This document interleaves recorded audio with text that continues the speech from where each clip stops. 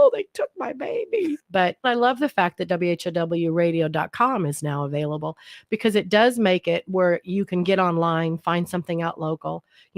We had a local man who got injured. I told people to go there and find out what was happening. And they were really excited because they could get the information that they wanted to know right away. And that's not something that's easily done in a small community as Clinton is. That's Linda Coleman, who appeared on WHOW in the 1970s on this WHOW 75th anniversary feature. News time is 9 minutes after 7 o'clock on this Thursday morning. Top of the morning from the newsroom of Regional Radio and DeWittDailyNews.com. I'm Seth Lawrence with this expanded local newscast brought to you by Baum Chevrolet Buick in Clinton, your Silverado headquarters, and the morning show streams to Facebook and YouTube. It's brought to you by Peterson Insurance, your Pekin insurance agent in Clinton. Clinton School Superintendent Kurt Nettles is the Illinois Association of Administrators, or IASA, Abe Lincoln Regional Superintendent of Distinction for 2023.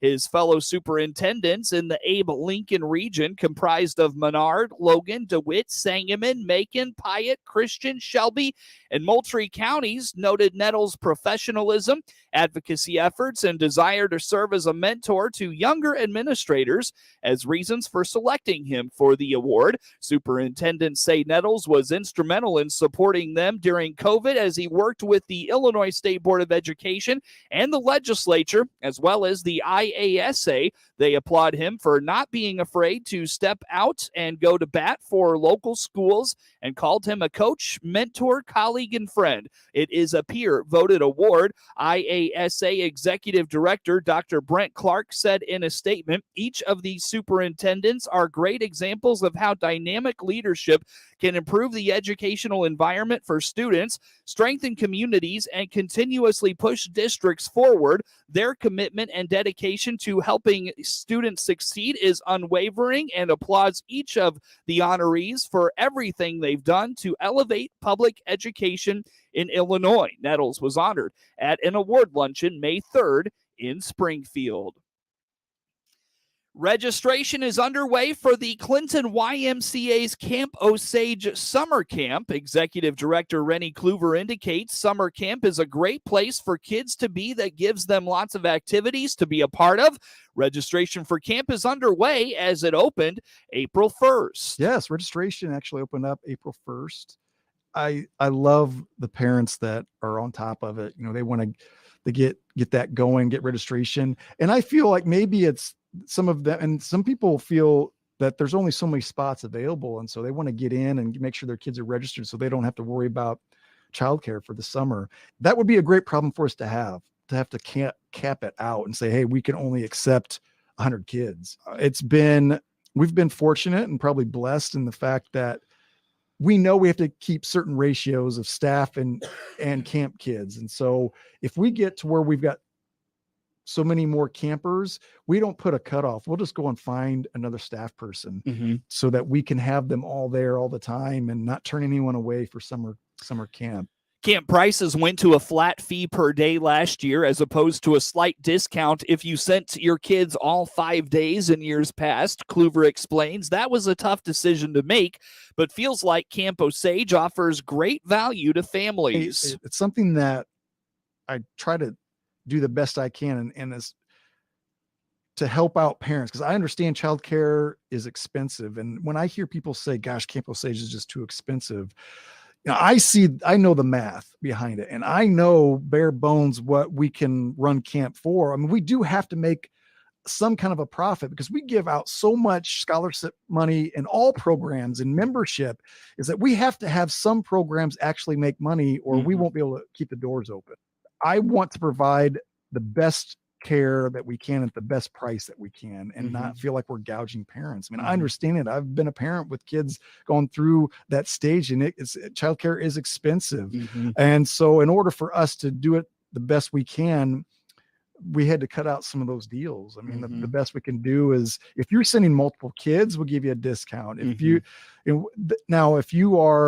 need help financially and qualify for membership discount through financial aid, or if you have CCRN through the state to help you with childcare, great. And we used to almost have to require you to send your kids 5 days a week in order to get those CCRN discounts, because otherwise we wouldn't get payment that we needed from the state. Right. But we've worked it out to where we don't have to do that anymore. Both, if you are in Monticello, Kluver reminds they continue to offer Y-Zone Summer Camp. He indicates registration for that is underway as well. I can't be more excited and proud of what the staff over in Monticello has done with summer camp. And it's called Monticello Y-Zone Summer Camp. It's not Camp Osage.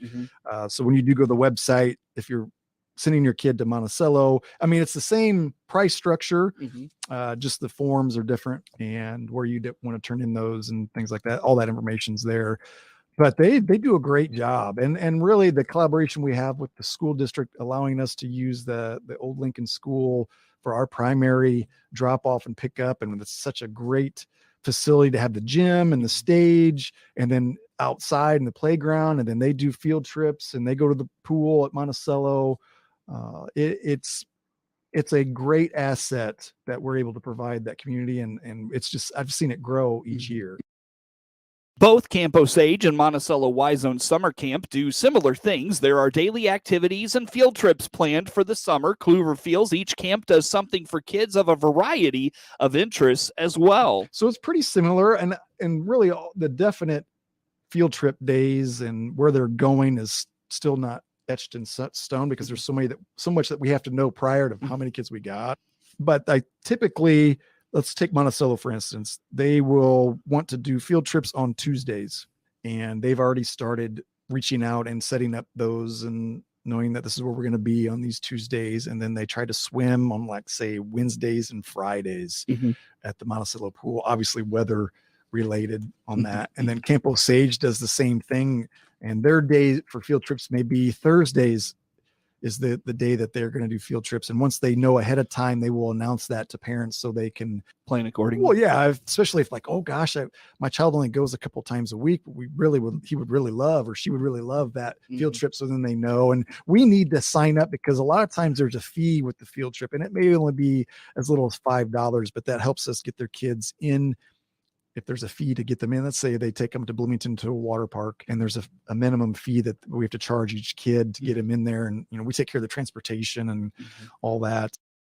Registration can be started online this year. The website is ClintonCommYMCA.org. That's the location for both Camp Osage in Clinton and Monticello Y-Zone Summer Camp. Kluver notes, as we start to get closer to summer, be on the lookout for the field trip schedule for each camp session. He also notes each week there will be a list of things the campers will be doing released for parents on social media. Thanks to an up-and-down month of weather, April turned out to be pretty average. Ed Shimon at the National Weather Service in Lincoln indicates April starting out very nice led us to believe we were in for a pleasant spring, but that was hardly the case. Yeah, April, we had relatively warm spell there in the middle of the month, and we're like, okay, great, spring's here. And then all of a sudden it said, no, not so much. So our last 80-degree temp was on the 20th, and then we kind of were 40s for highs for a few days, 50s for highs. So it kind of felt like, wait a minute, I'm getting gypped here. It ended up being almost like a normal average monthly temperature, but certainly the sour note on the last, 10 days of the month kind of felt like I want spring again. A concerning development in April was the well below average rainfall totals we experienced. No, and then precipitation well below normal. I mean, 2.67 inches below normal, only an inch and a half of rain in April. So we're drying the ground out a little bit, and that's kind of what set the stage for our little mini dust storm yesterday along I-55. So I've checked the soil moisture from at the 4-inch, 8-inch, and 20-inch levels, and the 4 and 8-inch are dropping rapidly, both in Champaign and Springfield. They're down in the the lower 80th percentile of normal. So we're probably going to see that drought monitor start to expand across Illinois. Right now, it has west central Illinois in the abnormally dry D0 level, but if we have another couple of weeks without some significant rain, we're going to probably see the drought conditions expand across Illinois in the month of May. The high temperature of 41 degrees on April 22nd was a record for the coldest high for that day. Coverage of news streams to Facebook and YouTube. It's brought to you by Peterson Insurance, your Pekin insurance agent in Clinton. Plenty more to get to coming your way on the WHOW Morning Show. If you think a new or used car is in your future, the time is now to call the Baum Chevrolet Buick sales team here in Clinton or Farmer City. This is Scott Baum. With a professional sales consultant in your corner, the vehicle search is easy. Meet with our sales team to go over your wants and needs. We'll start the search and do all the legwork for you. With so many models and options to choose from, we can help you get the information you need. BaumChevyBuick.com. Right from the start. News time is 19 minutes after 7 o'clock on this Thursday. I'm Seth Lawrence with the folks today for this expanded local newscast. Another death has been reported in the pileup of cars and trucks on Interstate 55 from earlier this week. The grisly toll is now 7 after the Illinois State Police and Montgomery Coroner's Office say they have determined what they originally thought was one set of remains was actually 2. Illinois State Police Director Brendan Kelly says the investigation into the crash is still ongoing. Our traffic crash reconstruction folks, that is what they will do. They will go through the process of trying to reconstruct what exactly happened here. They will look at things like black boxes that are in the car to be able to see what the speed was. They'll interview as many people as possible. But when you're talking about 100 objects all moving at potentially high speeds and maybe under the speed limit, but maybe not necessarily safe for conditions, those are questions that we have to ask. Those are questions that we ask anytime there's an accident of this nature, or even a smaller accident, to determine what the events were that led to this. So we'll see, but we're very much early in this process. We have a lot of evidence to go through. We have a lot of people to interview. Interstate 55 was closed again Tuesday for blowing dust and dirt. It reopened after a few hours and no reported accidents. Wednesday was Illinois Bacon Day. It's being celebrated at the state capitol. Lena Chauvelin is with the Illinois Pork Producers Association. We're going to be handing out BLTs to the legislators to help celebrate the day. But for us at Illinois Pork, even though bacon is delicious and everyone's probably favorite pork product out there, it means so much more to us than just Bacon Day. We are using our time here at the Capitol to really highlight all of the issues that pork producers across the state of Illinois and in our nation are facing. They're having a really hard time right now. And so we really want to bring attention to how much they work to bring us the best possible protein available. So we have 17 or 18 restaurants that are featured on our Facebook page that are participating in Illinois Bacon Day. Most of them are here in the Springfield area. And what they are doing is they're featuring either a bacon or pork product all day long. And you can go to their restaurant and just tell them that you're there to bring home the bacon. You've been sent there by the Illinois Pork Producers Association. We're asking that you go eat bacon at one of those restaurants, and then take a picture of yourself, hashtag it, bring home the bacon, tag the Illinois Pork Producers in it. And we will be sharing all of those pictures all day long as they come in. Aside from that, we are asking not only today, but every day when you're shopping, when you're grocery shopping, please keep the bring home the bacon hashtag in your brain and purchase pork products. Throw pork products in your basket every time you're at the grocery store. It really helps make an impact on how our farmers are doing and support their livelihood. Illinois Bacon Day is a result of Senate Joint Resolution 22. It was sponsored by State Senator Tom Bennett of Pontiac. If you are on Medicaid in Illinois, you need to re-enroll in the program. More than 100,000 people are up for renewal in June, and those individuals need to be ready to act. Health and Family Services Director Teresa Eagleson says over the next 14 months, renewals will be sent to everyone in the program. Please keep a close eye. Please help those customers understand to keep a close eye on their mailboxes.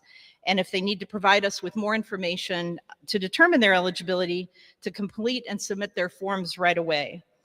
Everyone's due date is different over the next 14 months, so we encourage Medicaid customers to double check your renewal month at abe.illinois.gov as was stated before, abe.illinois.gov.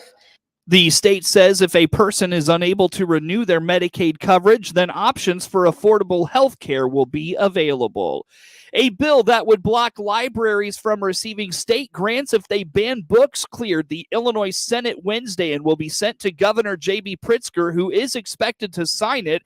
House Bill 2789 is an initiative of Secretary of State Alexi Janulius, whose office oversees the Illinois State Library and administers several grant programs for public and school libraries. It would require that as a condition of qualifying for those grants, libraries adopt either a written policy prohibiting the practice of banning books or the American Library Association's Library Bill of Rights, which includes a statement that materials should not be prescribed or removed because of partisan or doctrinal disapproval.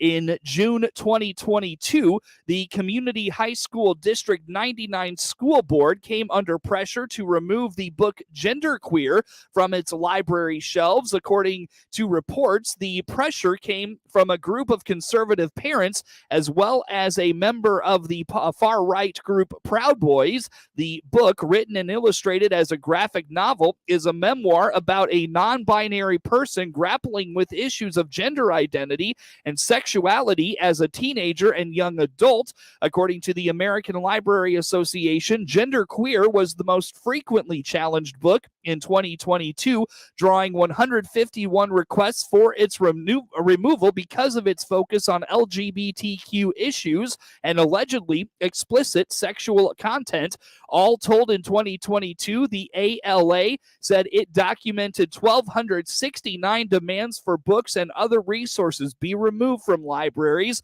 the largest number of attempted book bans since the organization began collecting data more than 20 years ago. Senate Republicans argue, however, that the bill would put too much power in the hands of the ALA and that putting the group's Library Bill of Rights into law would force local libraries to enact extreme policies.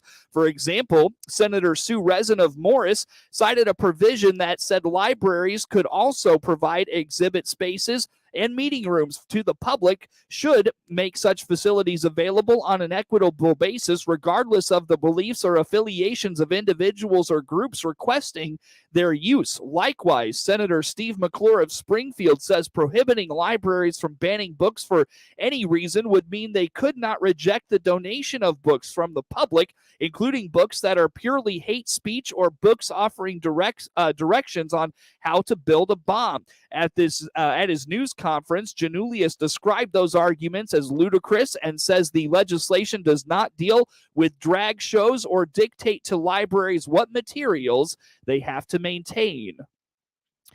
There can never be enough reminders about farm safety. Bethany Holsketter is the OSF Healthcare APRN in Godfrey and says farmers should make sure all containers are properly labeled. Another big thing that I always like to hit home is we need to make sure we label all products carefully. Just like if you go, probably any home in the US, you go in and you see there's a Tupperware container and it may say that it's butter. You open it up, there's a good chance it's probably not butter. It's probably leftovers from the day before or the few nights before.